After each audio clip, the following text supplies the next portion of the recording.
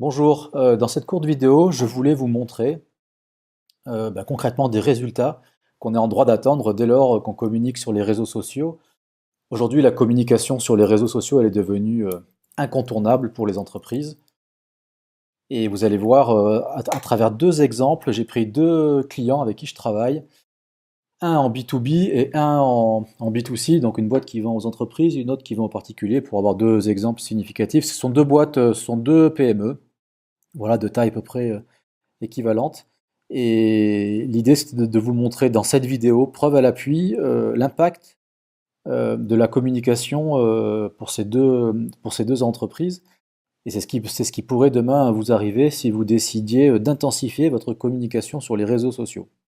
Voilà, donc là on est sur... Alors je vais pas vous inquiétez pas, hein, la vidéo est très rapide et je ne vais pas vous embrouiller avec des chiffres et de la technique, c'est pas mon sujet. Là, on est sur devant vous, vous avez un écran Google Analytics. Alors, Google Analytics, c'est un outil gratuit qui est fourni par Google et qui permet de mesurer et de suivre le comportement des internautes sur votre site internet. Quand vous avez un site, l'idée, c'est de ramener des prospects sur votre site pour le faire connaître et faire en sorte que ces prospects derrière deviennent des clients. Donc pour les faire venir, on va activer ce qu'on appelle des sources d'acquisition de trafic. La plus connue, c'est Google, le référencement, mais vous avez maintenant les réseaux sociaux qui jouent un rôle majeur. Donc je ne vais pas vous parler de stratégie de communication, mais de résultats ici. Donc si on prend ce client-là, d'accord, j'ai pris un mois, hein, là on est sur le mois de mars par exemple, voilà, juste pour que vous ayez un ordre d'idée équivalent. Si je regarde, bon, sur le mois de mars, ce client-là, il a eu 4874 personnes qui sont venues sur son site, d'accord?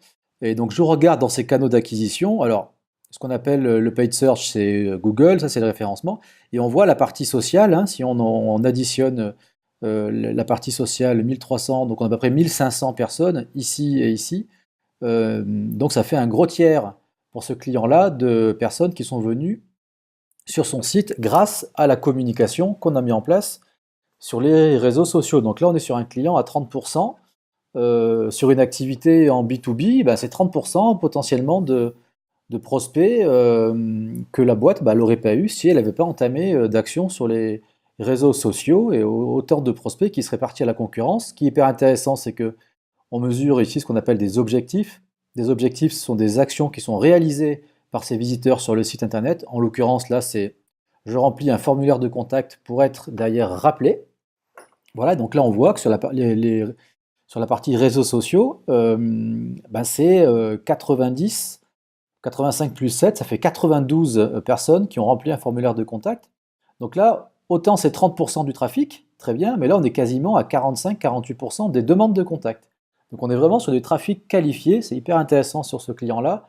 L'exemple de l'impact de la communication sur les réseaux sociaux. Je vous prends un deuxième exemple sur un client Donc si je prends l'exemple de ce client en B2C, sur 5400 personnes, on a ici à peu près 2000 personnes qui sont venues grâce aux actions issues de la communication sur les réseaux sociaux.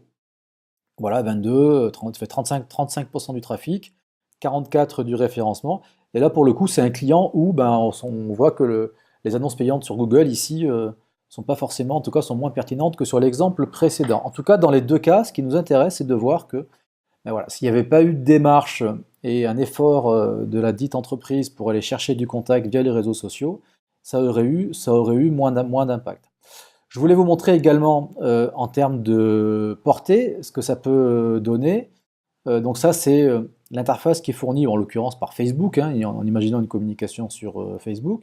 Donc vous voyez, vous avez toute la communication, les posts, et Facebook vous donne en retour le nombre, ce qu'ils appellent la couverture, alors ça a changé, avant ils appelaient ça la portée, de personnes qui ont été touchées par la communication. Donc c'est très variable, hein, là on a 300 personnes, là on en a 1000, etc., etc. Et donc à chaque publication, vous voyez le nombre de personnes qui ont été atteintes.